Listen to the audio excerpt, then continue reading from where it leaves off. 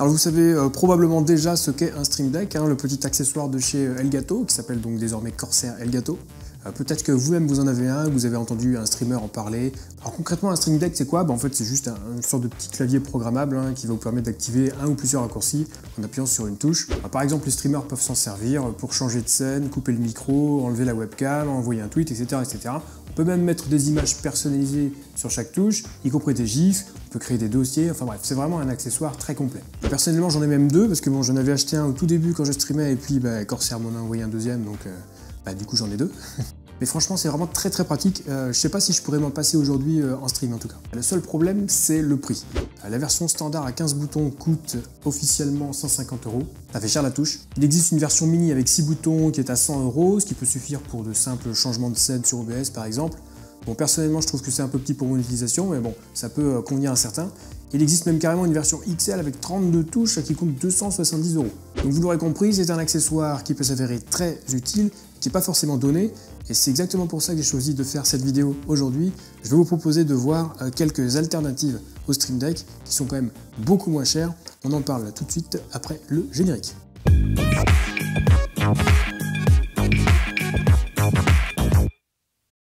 Si vous ne me connaissez pas encore, je m'appelle Tom, je suis streamer et je fais aussi des vidéos sur YouTube afin d'aider ceux qui veulent se lancer dans le streaming. Donc si cette vidéo vous plaît, à tout hasard, n'hésitez pas à mettre un petit pouce bleu, à vous abonner à la chaîne et éventuellement laisser un petit commentaire juste en dessous.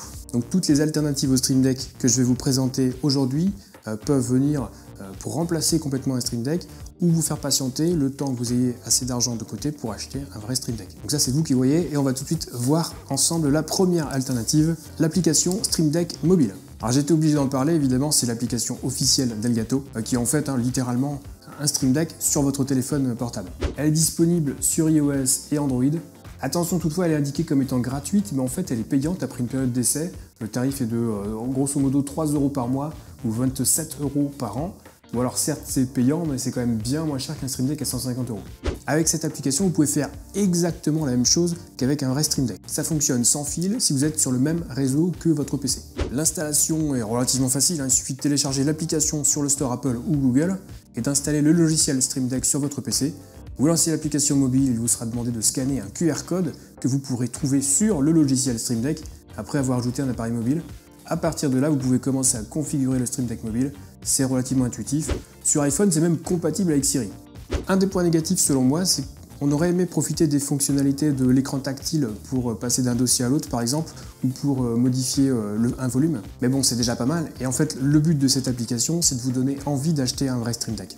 En point positif, et c'est un gros point positif, si jamais vous achetez un Stream Deck un jour, tout ce que vous aurez configuré sur le téléphone, la disposition des boutons, etc., vous pourrez le transférer directement sur votre Stream Deck, puisque ça utilise exactement le même logiciel sur PC. Donc voilà pour la première alternative au Stream Deck, on va passer tout de suite à la deuxième, Streamlabs Deck. Alors sans surprise, cette application ne fonctionne qu'avec Streamlabs OBS. Donc si vous utilisez OBS Studio, vous pouvez oublier l'application tout de suite. L'application est disponible sur iOS et Android également, et elle est totalement gratuite. L'installation est très simple, il suffira de scanner un QR code dans Streamlabs OBS pour synchroniser l'application sur votre téléphone. Les avantages de cette application sont qu'elle est extrêmement facile d'utilisation, l'interface est très fluide et les boutons sont configurés automatiquement. Le gros inconvénient, c'est qu'on ne peut pas personnaliser les boutons, on ne peut pas ajouter de nouveaux boutons non plus. On peut simplement passer d'une scène à l'autre ou activer, désactiver une source. Cela dit, si vous utilisez Streamlabs OBS, ça peut être intéressant quand même d'avoir sur le téléphone un moyen rapide de passer d'une scène à l'autre sans avoir à passer par le logiciel de streaming. Donc voilà, une application très simple, mais qui peut être utile quand même. Et on passe maintenant à la troisième alternative au Stream Deck, Deckboard. C'est encore une application pour téléphone, sauf que cette fois c'est disponible uniquement pour Android. L'application existe en version gratuite avec des publicités donc qui sont pas trop envahissantes non plus. Et il y a une version aussi payante. La dernière fois que j'ai regardé sur le Google Store, c'était à 3 €. Pour l'installation, il faudra aussi passer par un logiciel que vous installerez sur votre PC pour établir la communication avec le téléphone. Bon, l'installation est relativement facile. Et là, on se rapproche vraiment de l'expérience d'un Stream Deck, puisqu'on peut faire quasiment tout ce qu'on peut faire avec un Stream Deck. On peut changer les scènes, on peut contrôler des fichiers multimédia, contrôler OBS Studio, Streamlabs OBS, ouvrir des programmes directement sur le PC, intégrer Twitter pour balancer des tweets automatiquement en appuyant sur un bouton, etc., etc. Le point positif, c'est que même en version gratuite, on a le droit à une disposition de 4 par 3, c'est-à-dire 12 boutons. Avec la version payante, on peut même monter carrément jusqu'à 30 boutons par page Et un des autres gros avantages, c'est qu'on peut utiliser les fonctionnalités tactiles pour passer d'une page à l'autre. Les possibilités de personnalisation sont vraiment excellentes, donc pour 3 €, c'est vraiment une très bonne alternative au Stream Deck. Alors un des gros inconvénients quand même de cette application, c'est qu'on ne sait pas quand une scène est active ou pas. Les boutons ne changent pas d'apparence en fait. Contrairement au Stream Deck où quand on appuie sur un bouton, il sera mis en évidence en étant un petit peu plus éclairé par exemple. Alors c'est aussi dommage que l'application n'existe pas sur iOS, mais bon, il y a d'autres alternatives et on va voir tout de suite ensemble la quatrième, Touch Portal. C'est une application disponible pour Android et pour iOS. Elle existe en version gratuite avec une disposition de 4x2, donc 8 boutons par page et 2 pages maximum. Et entre nous, 2 pages de 8 boutons, ça peut être largement suffisant pour la plupart d'entre vous. En version payante, là, ça peut carrément monter jusqu'à 7x15 boutons, donc l'équivalent de plus de 3 Stream Deck XL. Alors vous n'aurez peut-être pas forcément besoin de autant de boutons. Cela dit, on peut envisager une utilisation, par exemple sur une tablette où on aurait tous les boutons sur une seule page. Alors l'interface est un petit peu moins sexy que sur Deckboard, encore que ça se discute.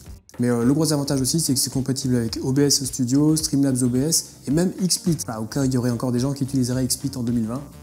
Les fonctionnalités sont très complètes également, peut-être même un petit chouïa plus que Deckboard. En revanche, un des inconvénients majeurs, c'est que quand vous créez un dossier sur Touch Portal, il n'y a pas de bouton de retour qui est automatiquement généré, il va falloir le faire vous-même. Donc voilà, c'est pas bien méchant, mais il faudra le prendre en compte quand vous créez tous vos boutons. L'autre défaut, c'est qu'on ne peut pas utiliser les fonctionnalités tactiles du téléphone pour passer d'une page à l'autre, c'est un peu dommage. Mais bon, encore une fois, si vous pouvez utiliser l'application sur une tablette, ça fera vraiment bien le job. Alors et pour finir, on va sortir un petit peu du monde des applications mobiles, et avec cette 5e alternative au Stream Deck que je vais vous mentionner maintenant. HID Macro. Alors en fait, HID Macro, c'est juste le logiciel qui va vous permettre de programmer un périphérique. Donc l'idéal, c'est de l'associer avec soit un deuxième clavier, soit un petit pavé numérique que vous pouvez acheter à part. Là, on est plus dans le do-it-yourself. C'est un petit peu l'ancêtre du Stream Deck en fait. Mais bon voilà, ça a fait ses preuves et ça fonctionne très bien. Alors oui, l'interface de configuration n'est pas forcément la plus moderne, mais une fois qu'on a bien tout réglé, bien tout configuré, on se retrouve au final avec quasiment un Stream Deck en fait. L'avantage c'est que vous n'aurez pas besoin de votre téléphone, que vous pourrez donc utiliser pour autre chose, et qu'en plus vous aurez un périphérique dédié pour vos raccourcis. L'inconvénient c'est qu'il faut tout programmer. Alors c'est pas infaisable non plus, mais c'est pas forcément aussi intuitif que sur une application moderne par exemple. Un autre point négatif, encore que ça se discute également, si vous voulez personnaliser les touches, il faudra imprimer, découper et coller des petits carrés, des petits papiers sur les touches directement. Mais dans tous les cas, c'est une option quand même vachement moins onéreuse qu'un Stream Deck à 150 €, puisqu'on peut trouver un pavé numérique sur le bon coin à 10 €. Alors il y en a d'autres, mais on vient de voir quelques alternatives intéressantes au Stream Deck qui, je le rappelle, coûtent dans ses versions standard 15 boutons, 150 € quand même. Donc ici, on a vu 5 options qui sont quand même bien moins chères, voire gratuites, que vous pouvez tester pour voir laquelle vous convient le mieux. Personnellement, j'ai un petit faible pour l'application Deckboard qui se rapproche vraiment beaucoup de ce qu'on peut avoir comme expérience avec le Stream Deck. Bon, l'inconvénient, c'est qu'on bloque le téléphone, qu'on ne peut pas utiliser donc pour autre chose. Mais si vous n'avez pas encore les moyens d'investir dans un Stream Deck, c'est une option intéressante et je peux vous garantir que l'essayer, c'est l'adopter. Et c'est tout pour aujourd'hui, j'espère que la vidéo vous a plu. Je vous rappelle que si vous avez des questions concernant le streaming, vous pouvez venir me les poser dès que je suis en live sur Twitch les lundis, mercredis et vendredis soirs. Là, on discute toujours un petit peu en début de live. Et si vous ne pouvez pas passer aux horaires de live, n'hésitez pas à rejoindre le serveur Discord Zero Absolute Gaming.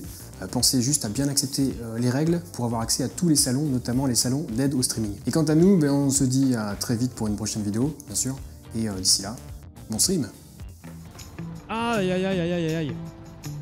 Attends, mais oui, mais j'ai travaillé avec l'autre. C'est-à-dire qu'il faut que j'arrête le moteur, que je fasse de place l'autre. Pas en titre, ça ira. Je change de camion. Eh merde! Ah mais non, mais cargaison!